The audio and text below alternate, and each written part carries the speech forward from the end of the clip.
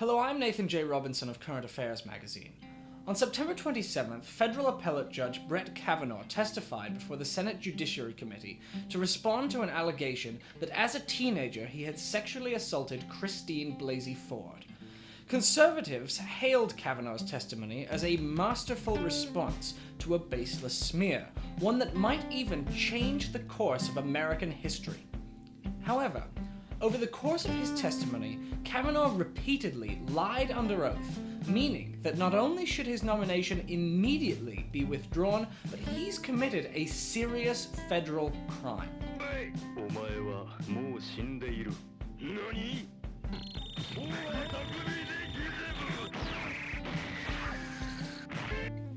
In Current Affairs, I've extensively documented the numerous lies and manipulations Kavanaugh engaged in over the course of his testimony. Here, I'm going to detail a small number of these in order to show why Kavanaugh can't be a Supreme Court justice or really any kind of judge at all.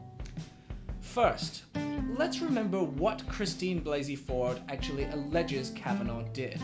I am here today not because I want to be. I am terrified. I am here because I believe it is my civic duty to tell you what happened to me while Brett Kavanaugh and I were in high school. Brett groped me and tried to take off my clothes. He had a hard time because he was very inebriated and because I was wearing a one-piece bathing suit underneath my clothing. I believed he was going to rape me. I tried to yell for help. When I did, Brett put his hand over my mouth to stop me from yelling. This is what terrified me the most and has had the most lasting impact on my life. It was hard for me to breathe, and I thought that Brett was accidentally going to kill me.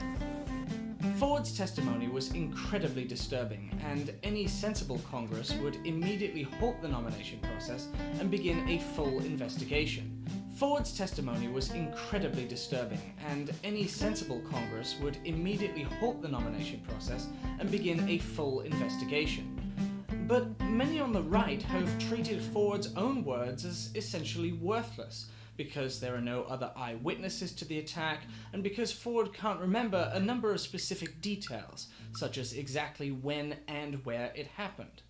But, okay, how do we know that Christine Ford is telling the truth? Well, we can never know anything like that absolutely definitively. But here's what we do know. We know that when Brett Kavanaugh was questioned about the allegation, he lied repeatedly under oath, and that, in and of itself, is enough to end his nomination.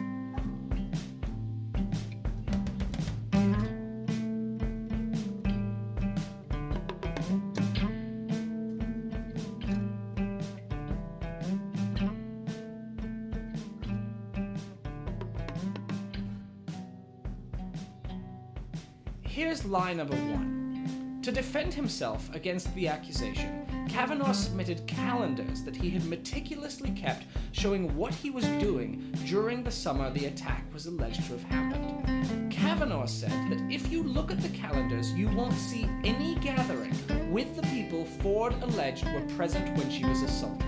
The calendars show a few weekday gatherings at friends' houses, after a workout, or just to meet up and have some beers. But none of those gatherings included the group of people that Dr. Ford has identified. And as my calendars show, I was very precise about listing who was there. Very precise.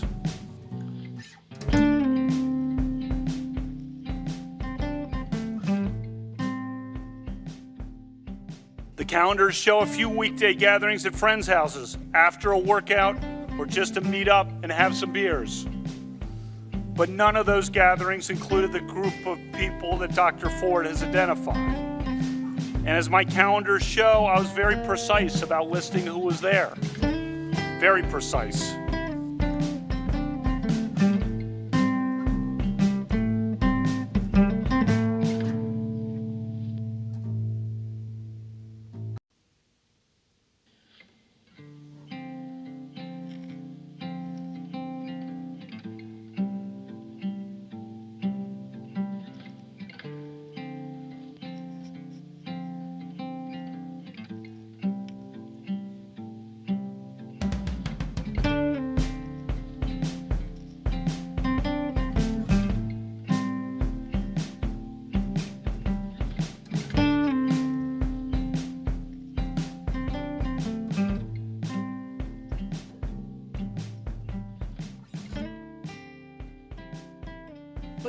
people are the people Ford says were present? Well, here's what she says. There were 4 boys I remember specifically being at the house. Brett Kavanaugh, Mark Judge, a boy named PJ, and one other boy whose name I cannot recall.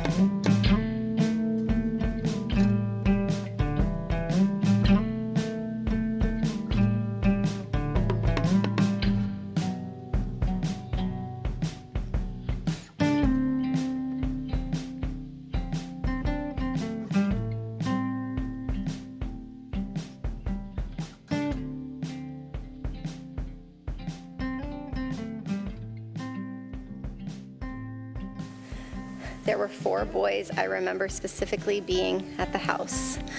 Brett Kavanaugh, Mark Judge, a boy named PJ, and one other boy whose name I cannot recall. I also remember my friend Leland attending.